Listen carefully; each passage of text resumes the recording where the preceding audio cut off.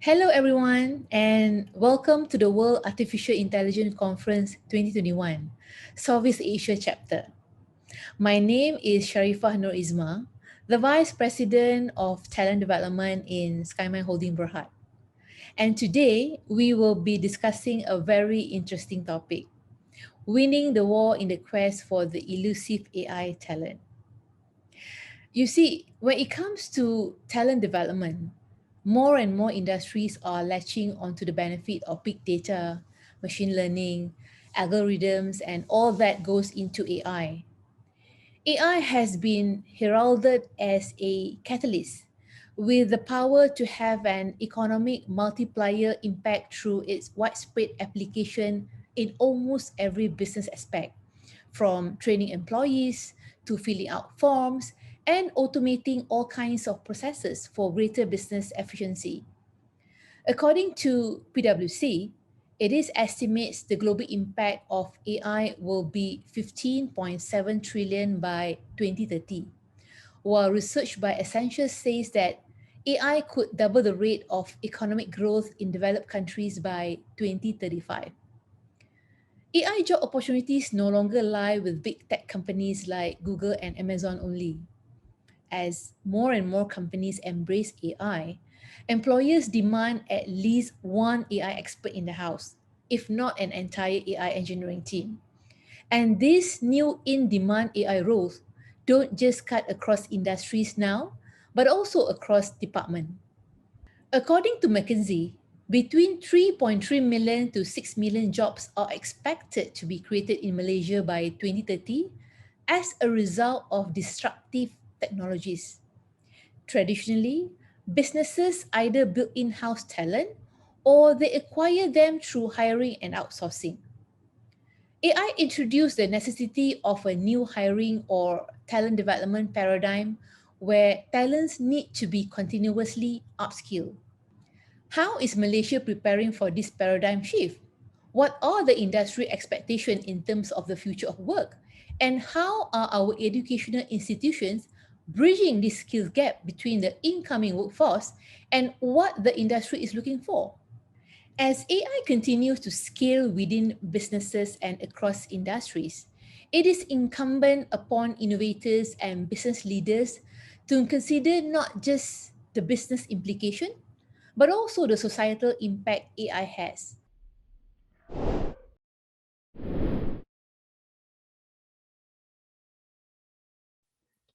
Hi, everyone. Welcome to the World AI Conference. I'm Eduardo Gonzalez, the CIO of Skyline, and I hope you're having a great day today.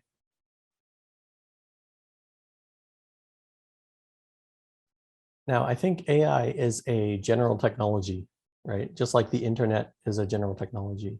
And it's not just, it's not an industry in and of itself.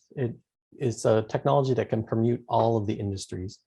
And so it's important for companies to invest in AI, see where they can use this technology to advance their own business. Because in the end, if they don't do it themselves, there's going to be a competitor, like a disruptor that's going to come into the market that's going to be doing that to your own industry. So it's important to take the initiative and look into AI, and not just in a way of making some marketing or PR moves, but to try to drill down into specific value for your company. So I never subscribe to the thought that an AI can really replace an entire role, unless it's a terrible role, right? Like, I think if you had something that you can apply AI to and it can completely automate that entire job, that was just a very bad job that I don't think anybody wants, right? But I do think there is ways that you can add AI to automate certain parts of roles, and usually the most tedious parts, right? And so, work is full of these things, right? So for example, in a claims department, right, you have to look at these bills and go through each line item and calculate exactly how much that was and make sure that the total of the bill equals exactly the total of the claimed amount, right? And that's just a lot of busy work, right? It doesn't require a lot of thought. Particularly in knowledge work, there's lots of cases of these kind of things, right? Like these really annoying parts of the job that you just have to get done because it's just too difficult to automate for whatever reason, right? The real world isn't always all digital. And the great thing about AI technologies is we're able to bring things that were previously not digital and move them into the digital world. And yeah, and if AI can read maybe half or 75% of those medical bills, you've just reduced the workload of somebody in the claims department by 65, 75%. And that's very significant. And they can instead take that time to focus on the more difficult things, right? Things that are way beyond what we would even think AI is capable of, or things that really require people, right? So for example, one thing that the customer support department does is just verify documents, right? And yeah, that can take a significant amount of time. But they're for customer support, right? Their main job isn't really looking at documents and going, yep, that's the correct document. They should be talking to customers who are having problems, right? Their job isn't to really do what they do every day. Their main goal is to prevent the customers from going to another competitor, right? And anything that frees up their job so that they can focus more to helping customers directly, I think is a big win for somebody like the customer service department.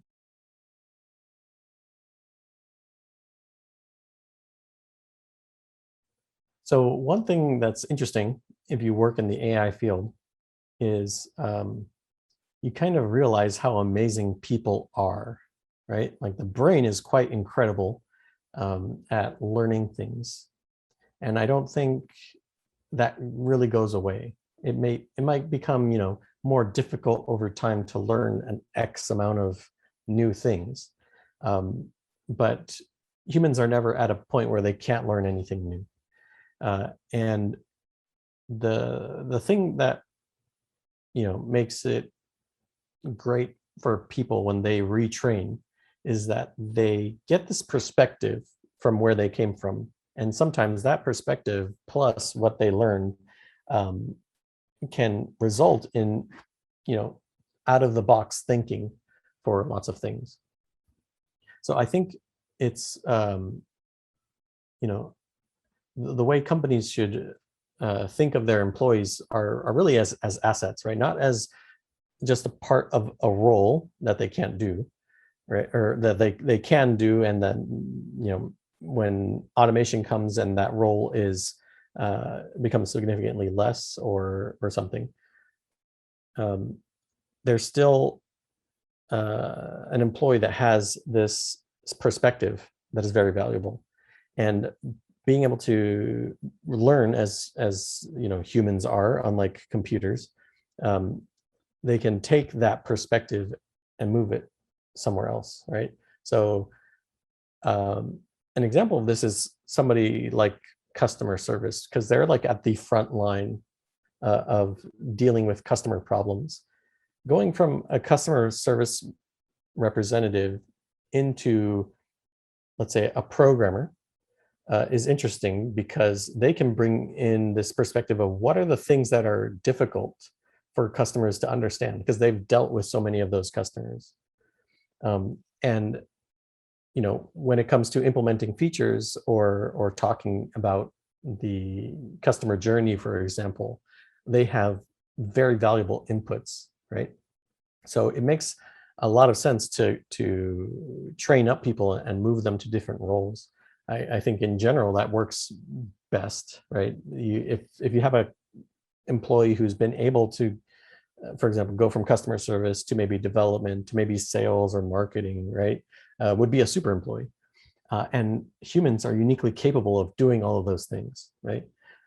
So yeah, I think it's a good idea for businesses to, when you can leverage AI, then that's an opportunity for the business, because if AI can do something, it means the human can do much more, right? And so let's get the AI to do the thing that's not so important, and then leverage this human creativity and flexibility of people, and then leverage that in new ways for the business.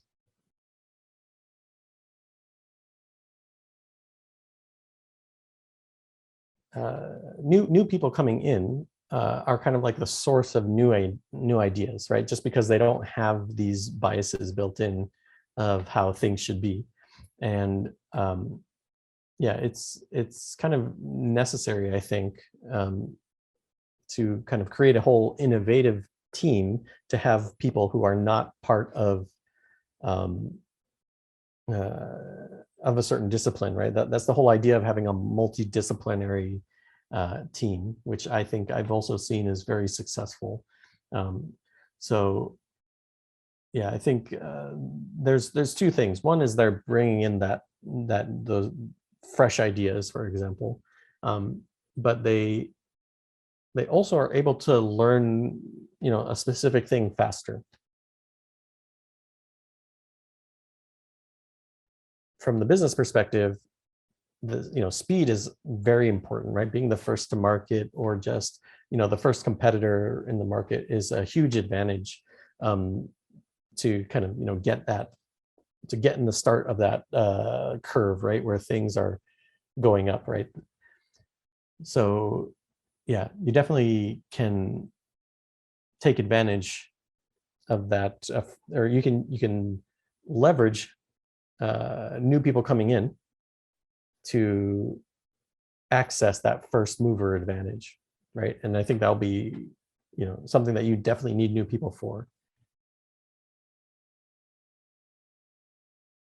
When it comes to talent, and particularly AI talent, the lack of AI talent is actually universal, I think, right? It's something along the lines of 50 to 80% of companies when surveyed, say that lack of talent is one of the biggest barriers to AI adoption, right? They just can't find it. And it doesn't matter where you're at. And it's always going to be a problem and challenge to attract AI talent.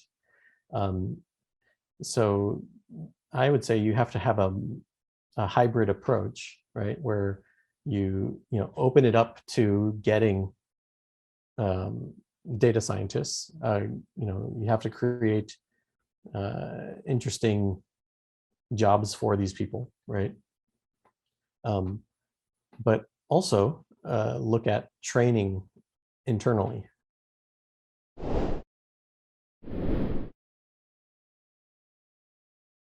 Hello, Assalamualaikum warahmatullah. A very good day to everyone. My name is Rafiq Adikan. I'm currently the 8th Vice Chancellor of University Science Malaysia in Penang. And on behalf of USM, I'd like to thank you for inviting us and for including us in this World AI Conference. And we have plenty to talk about. Thank you.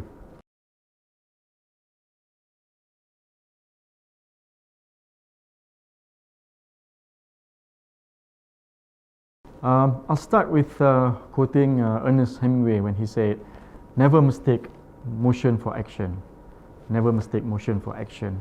I think that's a lot that's been said by the first member of the panel.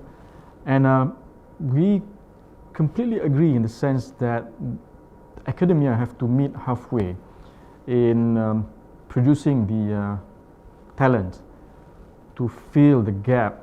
And I think, looking from one perspective, we can be the Achilles heel, if you like. If we don't supply enough talents, then we'll actually put a cap or a limit to the to the projects or to the business that you can actually secure, simply because there's not enough people around to actually carry these projects. So we are aware of that, and being in Penang, USM is in an extremely unique position where we are in the Silicon Valley of Malaysia. We are surrounded by industries, the multinational companies, and of course this has always been the ongoing discussion in terms of how academia meets the demand of the ever-changing, the dynamic industrial revolution, if you like. And yes, we've been listening, and despite the challenges that we ourselves are facing with regards to being flexible enough, flexible in responding to the demand of the industries, I think in the past 2 or 3 years we've made some positive strides in again addressing this talent challenge, producing enough talents for the growing industry, including the AI industry.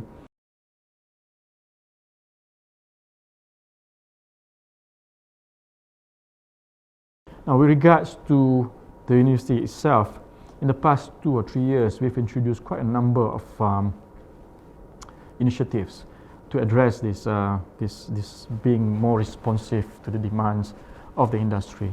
A few things that are unique to USM. First and foremost, we've created a spin-off ecosystem. So what we're telling our students and academic staff is that if you can be part of the conversation, but you can also spin off your companies. And in the past six months, we've formed about 12 spin-off companies, and at least 2 of them are involved in AI, and most of them actually recruit our students, and that is actually that adds to the diversity and the vibrancy of the whole effort in bringing talents to the industry. We are in a lot of industrial platforms. We are part of CREST. We've actually signed with quite a lot of collaborators, including SkyMind, the organizer of this conference. We've introduced what we call as gig economy recruitment. What that is essentially we began to recruit people from the industry. We call them industry fellow, and also academic fellow, but they don't have to be present here. Given the current COVID situation, we appoint people, we give them a year contract, but they don't have to be physically here. But they can actually come and contribute in terms of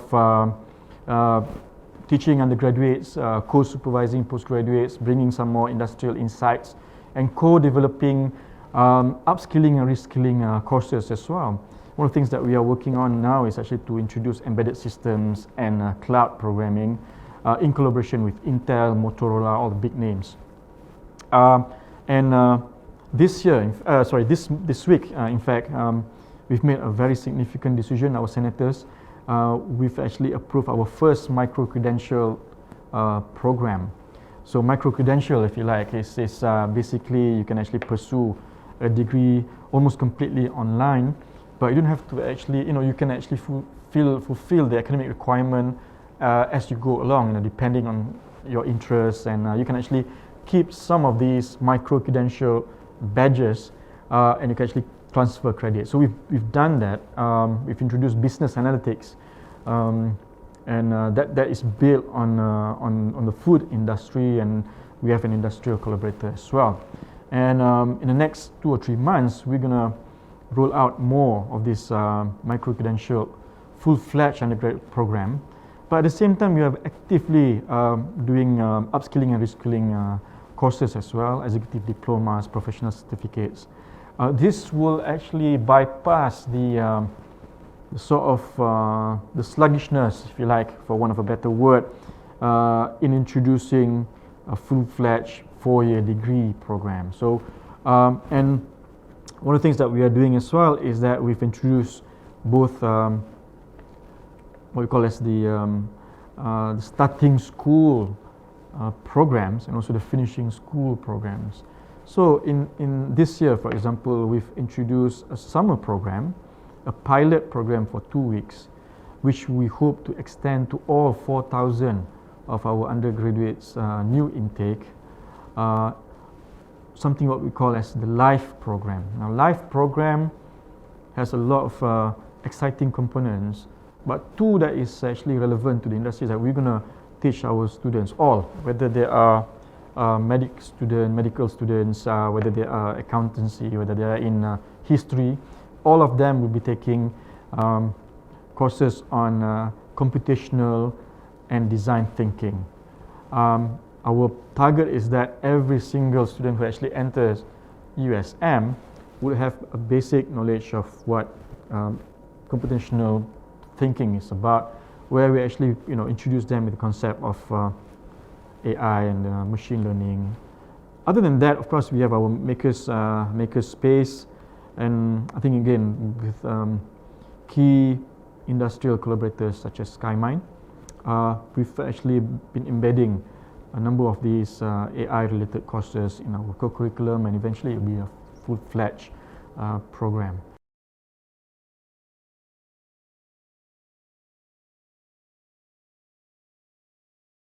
So this August will be extremely exciting for USM because we're going to pilot what we call as the LIFE program.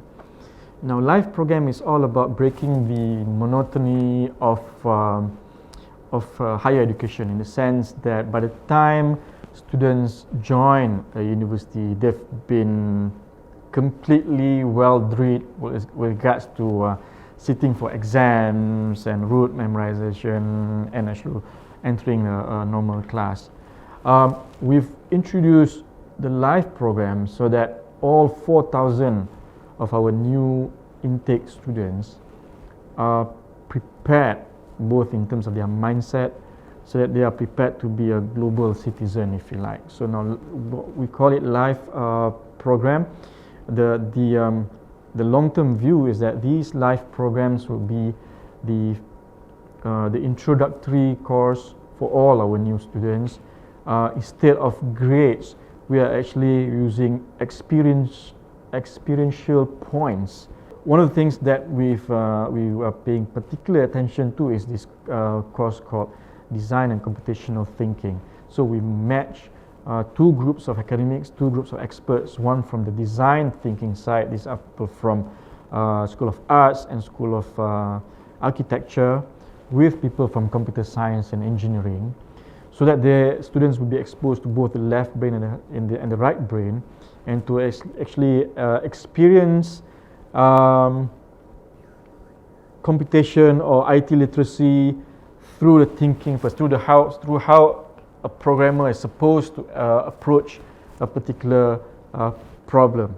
So this is something that we've been working on for the past 1 year, and we've got input from industrial panels as well. Some of these courses will be taught by industrial players, and once this summer program is concluded, then we can actually look at the response from the students.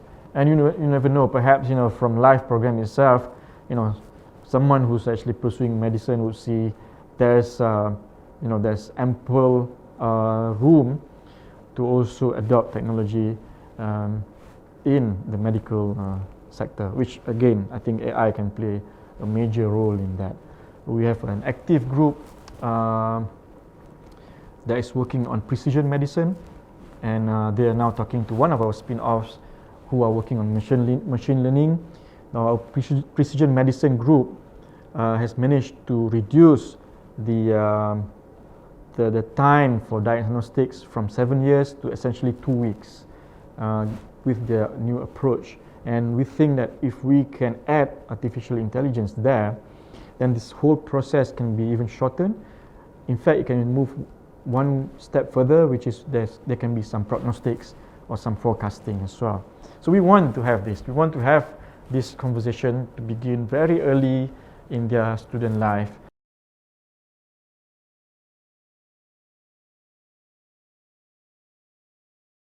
Not many people know this, but USM is a 1.4 billion ringgit annually company or establishment, and we have 10,000 staff, 2,000 of them are academic.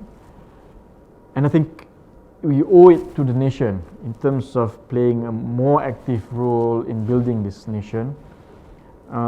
We can't just be content with producing graduates. Although our graduate employability is about 86%, meaning to say 86% of our students will secure a job 6 months after them graduating.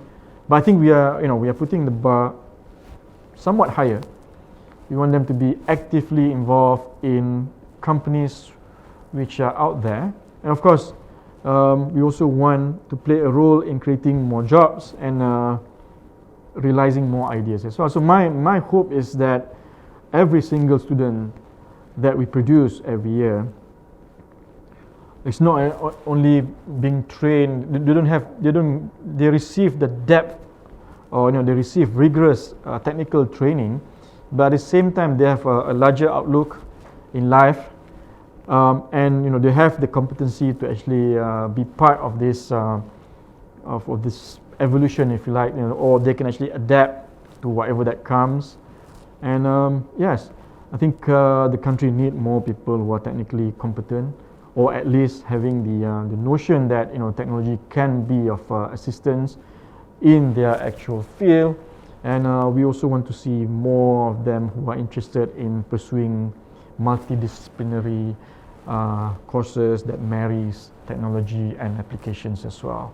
And I think when we create this spin-off ecosystem, the pitch, the gig economy, this is all about trying to create diversity and also trying to create this, trying to improve the level of competence both from the academia side and also in terms of students' readiness to accept different things in their syllabus as well. So yes, if we continue on this trajectory, I think USM will be one of those universities that walk the talk, one of those universities that actually are really making an impact. We don't give lip service, and yes, we don't mistake motion for action. We are actually acting on whatever we think that important. I think nation building and in a way building the economy of this country, creating new jobs, creating new industries. It's one of the things that will allow us to escape from the middle income trap. And I think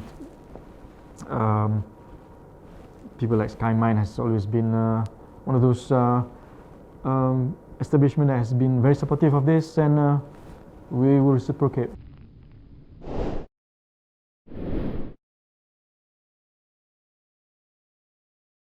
Hello and good day to all participants of this year's World AI Conference. I want to thank the organizers for the opportunity to address the conference and to speak about two areas which I am really passionate about, which are education and technology.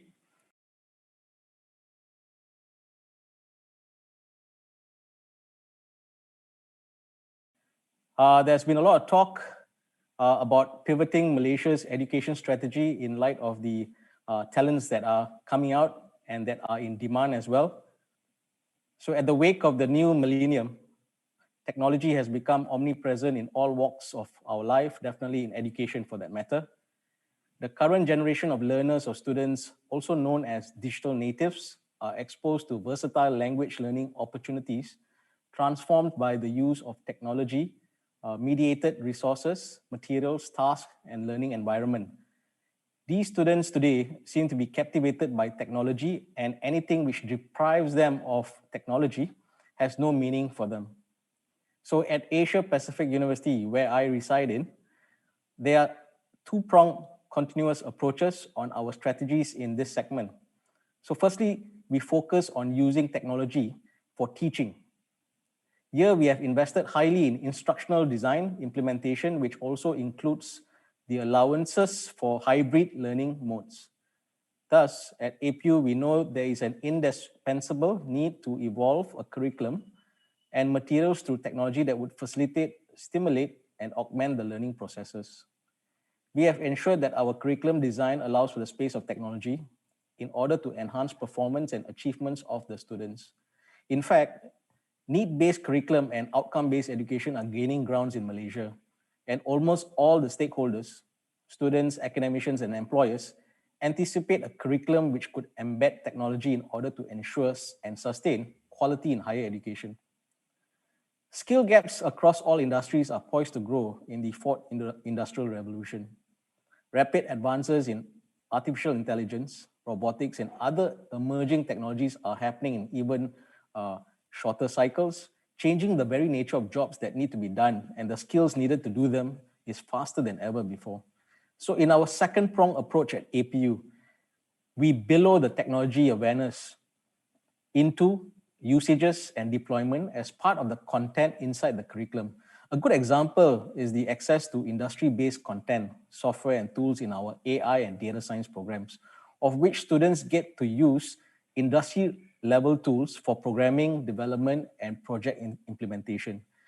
This has been working well with our partners as it has increased creativity, certainly unblocked new possibilities via solution development, boosted productivity in engagement, and has finally amplified APU's impact on knowledge and skills transfer for our students. At APU, we have embedded AI and data science programs with the capability of software to provide the students with more intelligent and automated solutions. From machine learning to computer vision, to natural language processing, to forecasting and optimization, our AI technologies support diverse environments and scale to meet changing business needs.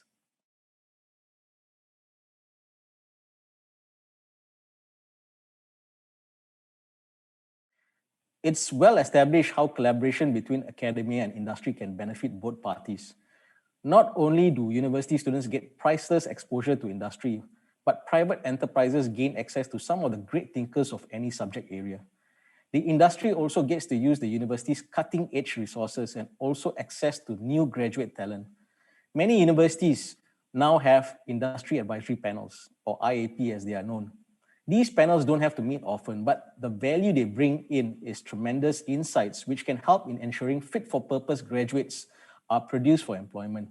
So as an example, we at APU have been grooming and churning out distinct cybersecurity graduates for over a decade now, with an estimated of 650 to 850 per annum cybersecurity professionals or skilled graduates into the job market. Now, this is a job market that sits at a ratio of 1 to 3, 1 graduate to 3 jobs, and the playing field is quite wide. The design of our programs are achieved with the industry through participation of our IAP members in cybersecurity expertise. The experts are integral in verifying content, direction on tools, applications, guidance on ideas for final year projects. They also serve in opportunities for industrial trainings and also support via guest lectures year in, year out. Additionally, the collaborative arrangements with our industry partners, we have been able to set up international standard facilities for teaching, learning, and research. Now, a very good example of this is the cyber range at APU, which is of military defense grade or standard. And it is one of 2 in Malaysia and the most equipped version in the region. Now, alongside this, we have the Security Operations Center, the SOC, which is one of 3 mainstream versions in Malaysia. Now, both were designed, set up, and commissioned with partners from the industry. A follow-through on this is the professional level trainings and the ambience and the setting of an environment which our students can benefit from.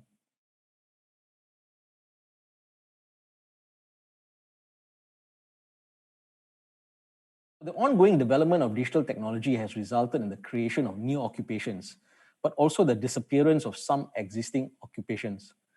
Over the coming years, there will be a lot of changes in terms of technological developments, such in the areas of big data, cloud computing, and the Internet of Things. Additionally, robotics, AI, and immersive communications, which are most likely going to have an impact on the world of work and employment. So not surprisingly, we at APU have all the current digital impact areas as niche program offerings. We do think ahead. You will know the usual competencies. Now, those are like interpersonal skills, for example. But let me share with you competencies from a digital angle. There are 5 of them. So the first of it is cognitive flexibility.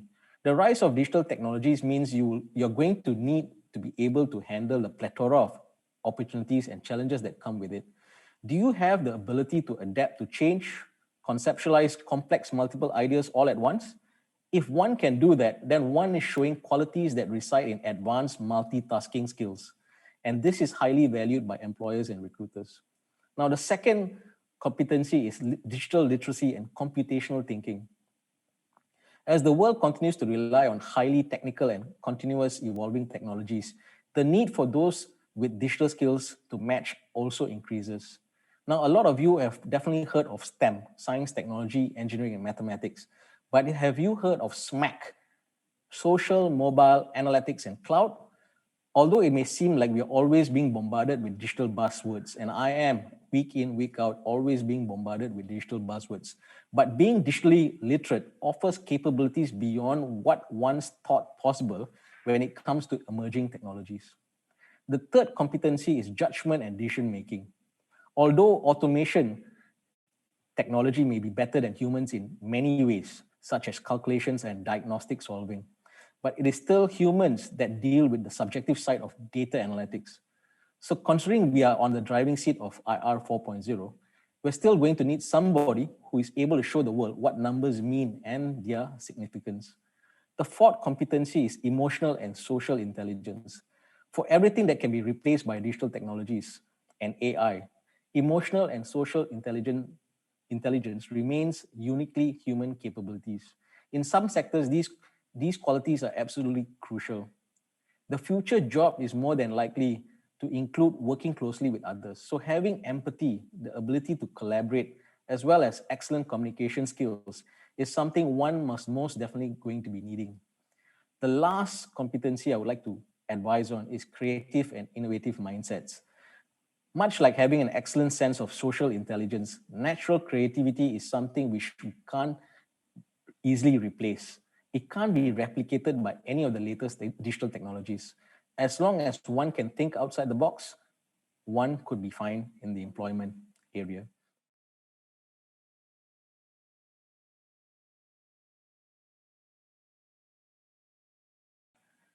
What is needed to create a strong digital talent pipeline? So let me give you an example of what we do at APU. So at APU, we are proactive, not reactive, and we keep the funnel running at all times to produce top talent so that the industry will always have qualified candidates on tap. The talent pipeline can be jointly designed and deployed between the institution and the industry partners. So here again, the IAP is an important feeder for the pipeline to share awareness of the shifts in the job market versus the skills being developed at the university. There is a plethora of initiatives designed to address the challenge of digital skills. Now, building on this, opportunities are taken for digital APU to the strategic lead by creating the Tech Talent Pipeline Partnership, which is a coordinated long-term innovative network that is greater than a sum of its parts that can enable APU students to develop digital skills and progress to be matched through the employers who are facing skills shortages and gaps, or to operate sustainably in the digital economy through startups. Now, to address both areas in terms of employment and startups, at APU, we have gateways for this through our Digital Career Center and the Enterprise Innovation Hub. Now, to further enhance higher education for the future of work, what needs to be revamped? So most of the jobs that graduates have obtained in 2020 and even this year in 2021 did not exist 20 years ago. In this current age, desired professional skill sets are changing rapidly as we speak today. To accommodate this, we need to move away from a society where education is viewed as a one-time occurrence that only happens between the ages of 18 to 22. Higher education needs to be an ongoing and adaptive scenario to the new career paths that pop up. The role of an academician today is to ensure that hybrid skilling of a student is intact, and by offering flexible pedagogies, universities are able to transform students into active participants of the learning process. Slowly, the focus will eventually fully change from classroom learning to experiential learning so as to make the future talent job ready.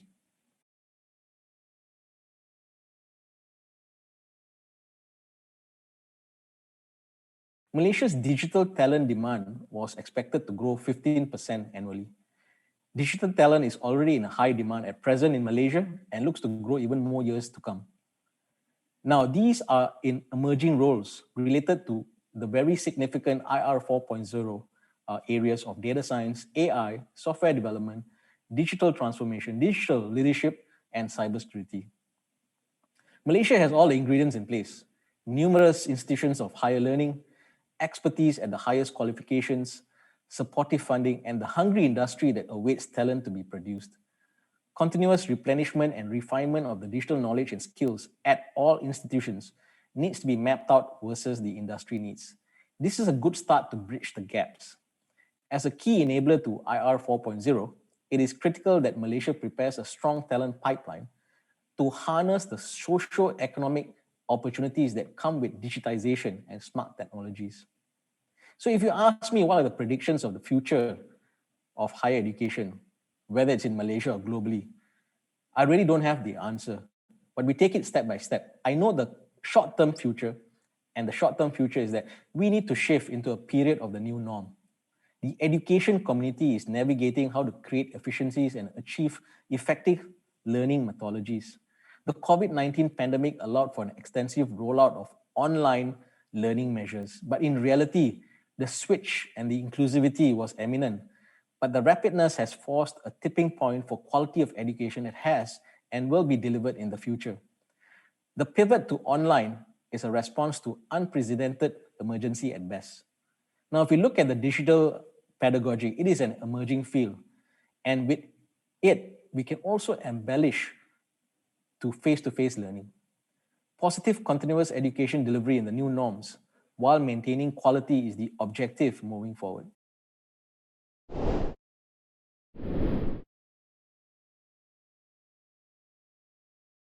Hello all who have participated in this World's AI conference today. First of all, I would like to convey my thanks to everyone for inviting me in this session. My name is Ashish Malhotra.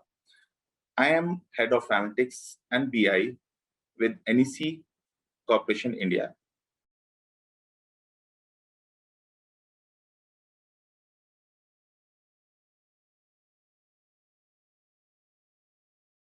So in this forum, I would want to share my understanding, my learnings for last 16 years, what I have learned here in the AI. I started using Excel, which was so-called a kind of an analytics tool.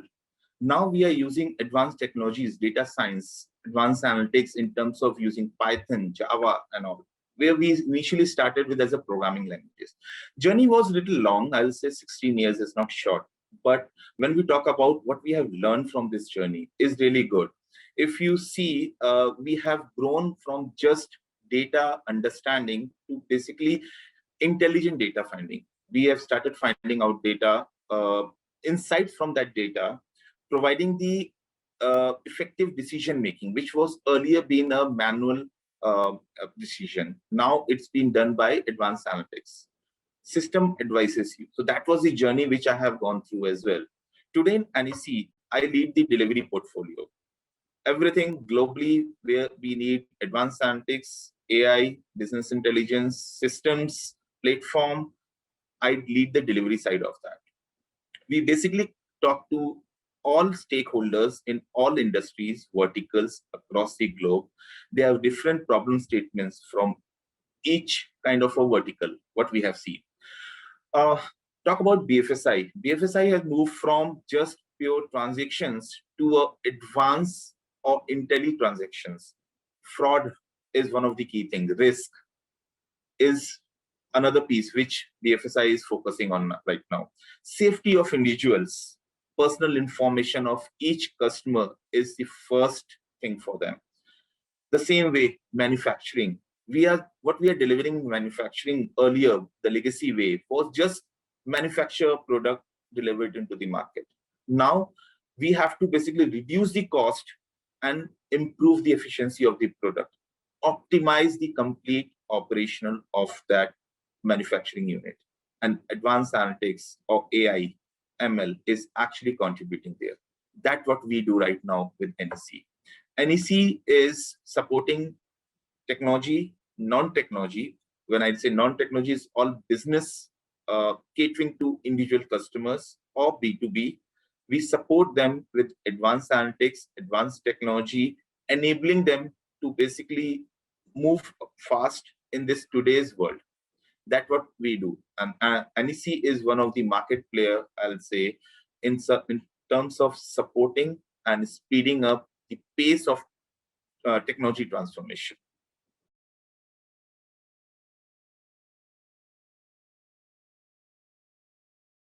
Change is always tough. I remember 17, 18 years back when I started, I was using Excel to do all my analysis. I was very proud being a business analyst. When the transformation happened from Excel, I started learning SAS that time, which was the hot selling software for analysis that time. I'm talking about 2007, 8. What was happening? The change was tough for me as well. Excel, which is just a click away where you can just open it, type anything and put formulas and all. The change what we have to understand here is it's not the change of the tool. It's also giving more insights, go more deep dive. That's what we have to understand. And that's what I learned. Earlier, I was giving a simple formulas with SAS or with R or with other tools with the time. I started giving more insights. I started giving insights, just not the insights. So that's a journey, that's a transformation that I have seen practically in my initial days. Coming to customers, the same problem customer is also going to face. They were getting some reports in X view, X tool. Now you are making it as Y. First of all, you have to connect with the customer. You have to bring yourself in customer's shoes and understand what customer is thinking, what customer is trying to figure out from the outcome, from the delivery that you have given them. The same thing NEC also faced initially. When you are proposing something, they may say no. So when we are proposing, we have to support with them the facts, the actual deep dive insights, which you will gain with their understanding about their requirement, what exactly they need. So how we did was we started sharing the benefits of the deliveries that we're giving. Definitely before taking a project, we do a brainstorming discussion roundtable with them, understanding their requirement. That actually helps us to understand the actual business problem before proposing a solution to them. Understanding business problem is a very key important phase of a project management, where before understanding, before defining the problem, you can't jump onto a project delivery or defining or I'll say developing. You can't do that.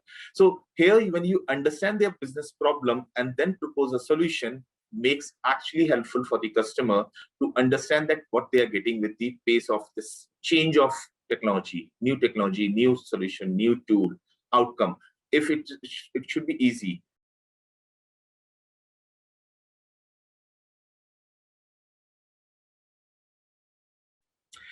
That's a pain point of not only NEC, but other organizations as well.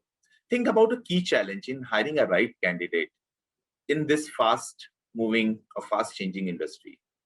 That is the key point where we have to maintain these demand and supply.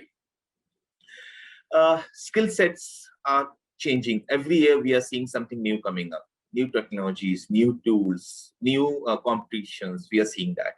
How we actually cope up with the people here?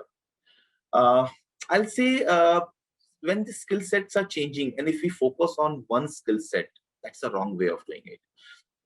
We actually have to switch from a technical assessment to a behavioral assessment during interviews or when you're assessing a candidate. If you look out for an expert in one technology and the technology changes, you lose that individuals, because you don't need that individual, or you are not able to give him or her that technology what he was interested in. So we have to change our way of hiring people, basically way of making or developing the team. Understand the behavior of the individuals. Are they keen, ready to take over new challenges? That's one thing when you are selecting a candidate. Second is you have to bring individuals out of their comfort zone. During interview, during discussing, during identifying, during shortlisting, you have to assess them outside of their comfort zone to understand how good they will be in terms of transformation. Third, definitely assess, or I'll say attract these talents with the right compensation. So these are the three things. But with this, I'd also say we have to basically focus on ability to acquire the expertise over an expert. If I am a person who knows, for example, a programming language, and now A is obsolete, let's talk about real life. Visual Basic. I did Visual Basic programming earlier as well. It got changed, or it got more advanced when Java came, which was a platform independent language. I'm talking about 2002, 2000 kind of a time. If I would have stick to Visual Basic or any other technologies from that base, say COBOL, nobody use COBOL now, I would have not seen this journey. I would have not come up to this level. So we have to basically focus on acquiring expertise. We don't want to be expert, but you should be ready to accept new technologies coming in.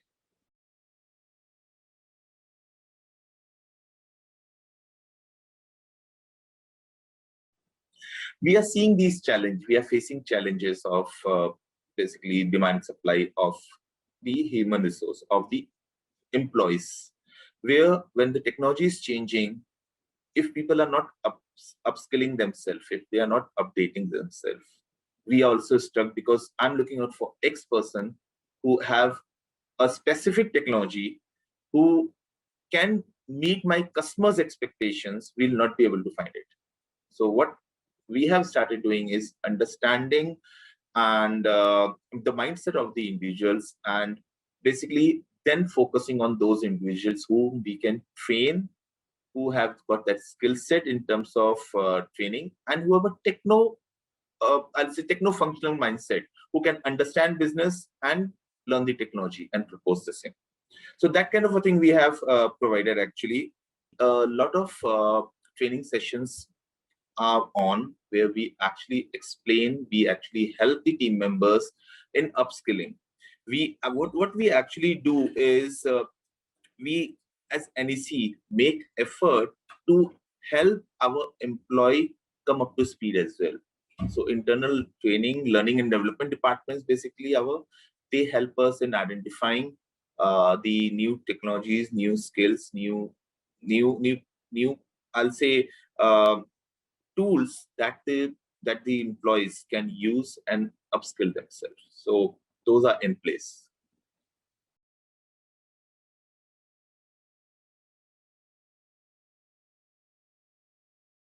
Earlier it was, now it's not, because now there is a partnership between the educational institutes and the corporate delivery worlds as well.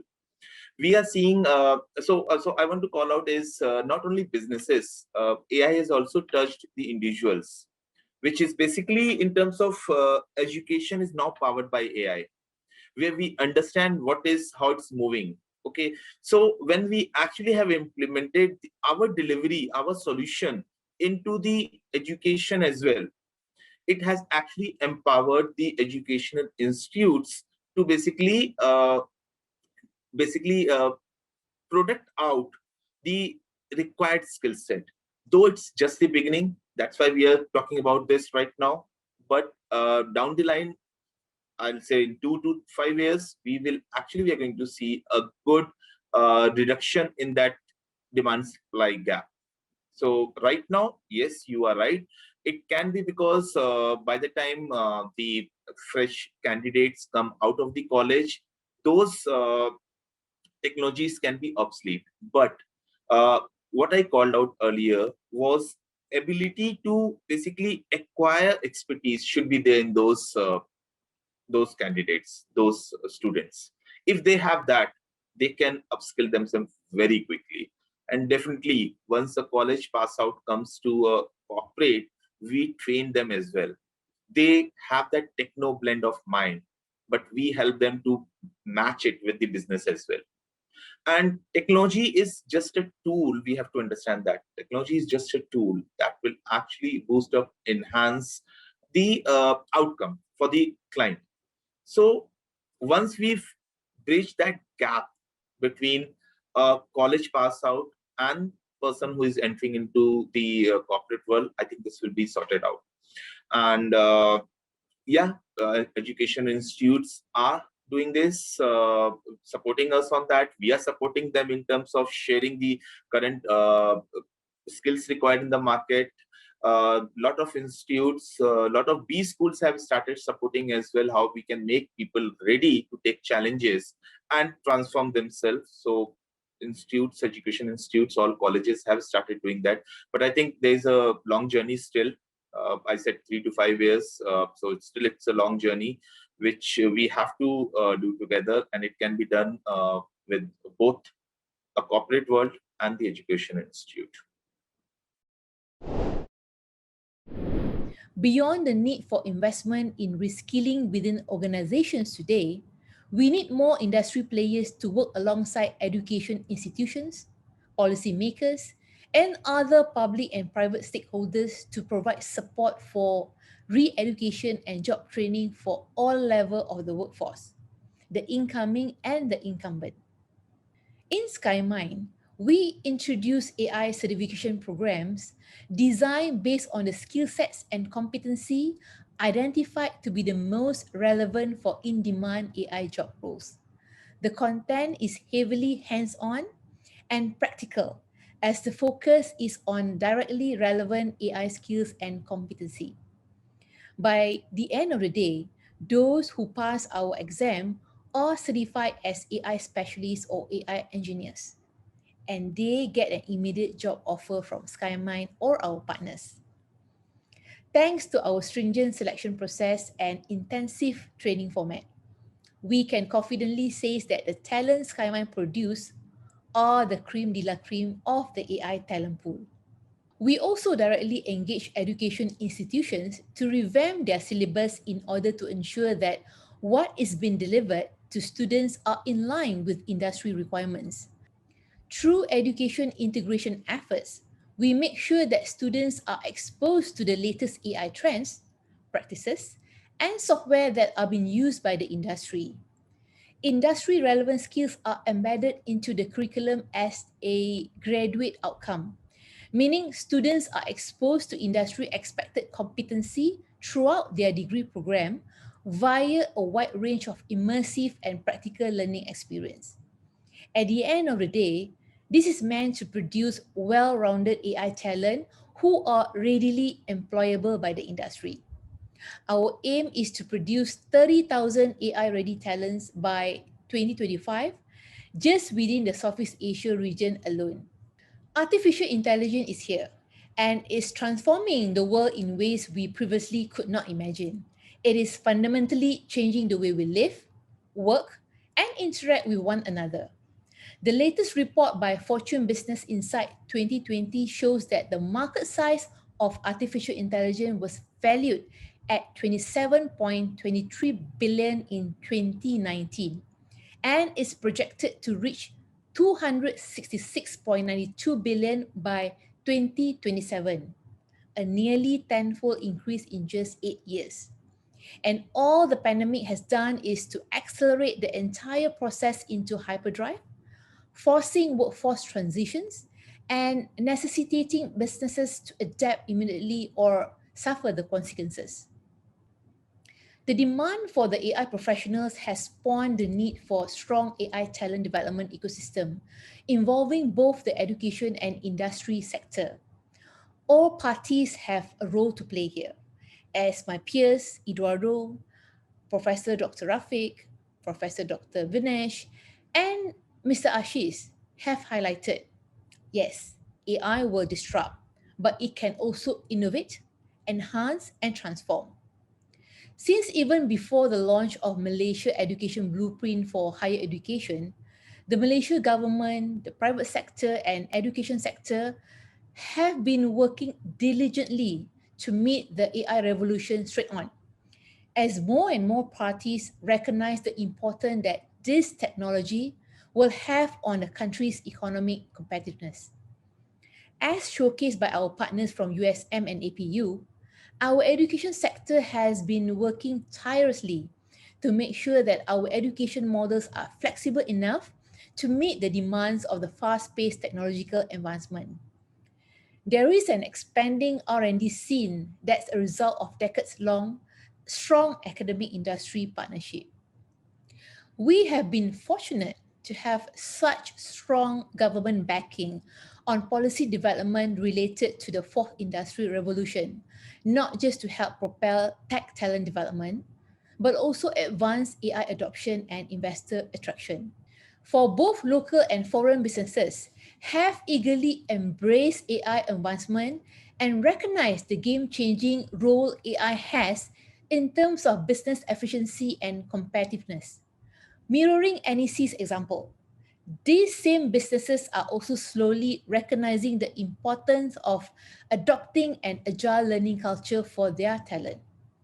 All these factors comes together to create social and economic impacts that grow the local talent, strengthen the AI ecosystem, and ultimately position Malaysia as ideal AI talent powerhouse within the Asia Pacific region. So I would like to close this session today by thanking all our outstanding guests. Thank you again for joining us.